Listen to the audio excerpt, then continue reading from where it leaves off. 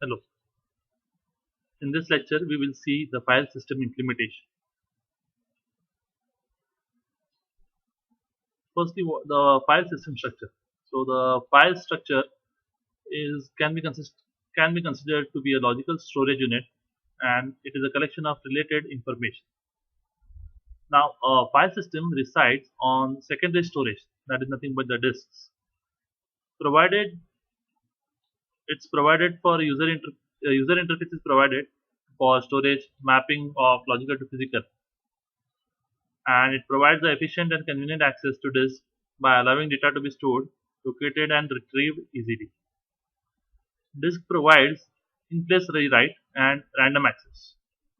IO transfers can be performed in blocks of sectors. Now, what is a file control block? So it's a storage structure consisting of information about a file. Another important concept is device driver, which controls the physical device which is being used. And the physical system, the file system, is organized into layers. Now there are various file system layers present. The device drivers manage I/O devices at the I/O control layer. These do this through the commands like read drive, but read drive one maybe cylinder 72 track number followed by sector number into a particular memory location which is having a particular address. Basic file system is given through commands like retrieve block 123, translates to a device driver. It also manages memory buffers and caches. File organization module understands files, logical addresses, and physical blocks. Logical file system manages metadata information. Layering is generally useful for reducing complexity and redundancy, but adds overhead and can decrease performance also. It translates file name into file number, file handle, location by maintaining file control blocks. This is generally present in Unix operating system. Now we have system calls at the API level, but how do we implement their functions? This is generally done on the disk and in memory structures. There is a boot control block present which contains information needed by the system to boot the OS from that volume itself. Also, there is a volume control block present. It contains volume details. The volume control block can be called a super block or a master file table. The directory structure organizes the files. A per file control block contains many details about the files. This includes the node number, permissions, the size, the dates. So all of this is stored in the file control block. Now, the in-memory file system structures. So these mount table storing file system mounts, mount points, and file system types. So in the the figures which are present in the following slide, the A portion shows or demonstrates what happens during opening of a file, and the B part of the figure demonstrates what happens during the reading of a file. So here in the figure A, you can see what happens as I was telling you during the opening of a file, and figure B explains you or shows you what happens during the reading of a file. Now there are various allocation methods present. Firstly, the contiguous allocation method. For simplicity, early file systems adapted the contiguous memory allocation model by allocating a single contiguous disk area to a file. To facilitate this, a process was required to provide an estimate of the file size while creating a file. This approach, however, led to both internal and external fragmentation of the disk space. The continuous disk space allocation also required complicated arrangements to avoid use of bad disk blocks. The file system would identify bad disk blocks while formatting the disk and note their addresses. It would then allocate alternate disk blocks for the bad ones and build a table showing addresses of the bad blocks and their alternates. Now, during a read-write operation, what would happen is the IOCS would check whether the disk block to be accessed was a bad block. If so, it would obtain address of the alternate disk block and access it.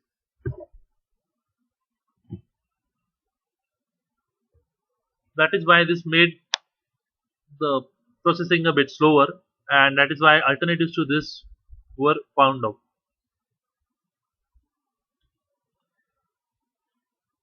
So another allocation method is linked allocation. A file is represented by a linked list of disk blocks. Each disk block has two fields in it, data and control info. The data field contains the data returned into the file, while the control info contains address of the next disk block allocated to the file. The location field of the directory entry of a file points to the first disk block of the file.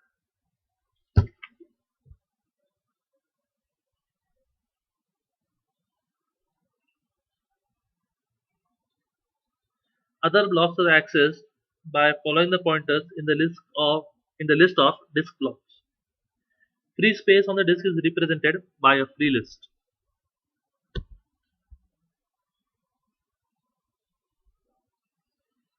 Now, what is a file allocation table? So, MS-DOS uses a variant of linked allocation that stores the control data separately from the file data.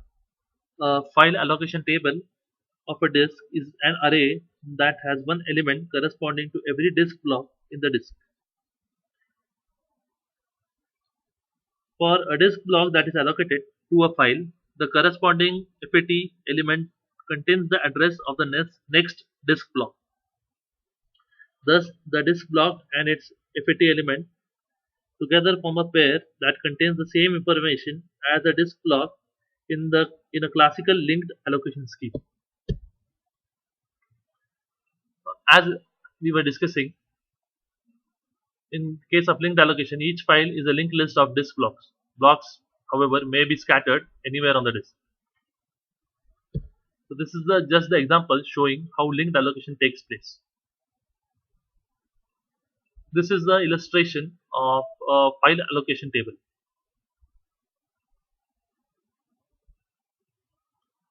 Now, the allocation methods, another allocation method which is present is indexed allocation. In indexed allocation, an index called a file map table is maintained to note addresses of disk blocks allocated to a file. In its simplest form, FMT or the file map table can be an array containing disk block addresses. Each disk block contains a single field, that is the data field. The location information field of a directory entry points to the FMT for a file.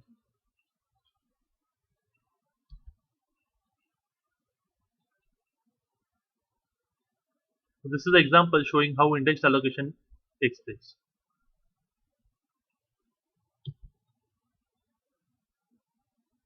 In case of index allocation, as we had seen, it needs an index table. There is random access which is possible. Dynamic access is provided without external fragmentation, but it may have overhead of the index block. And mapping is required from logical to physical in a files of maximum size of 256 kilobytes and block size of 512 bytes. So we need only one block for index table. So this is as shown in the figure here.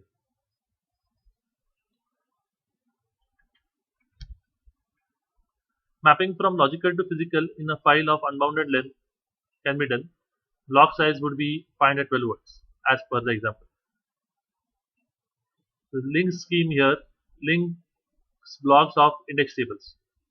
There is no limit on the size, however.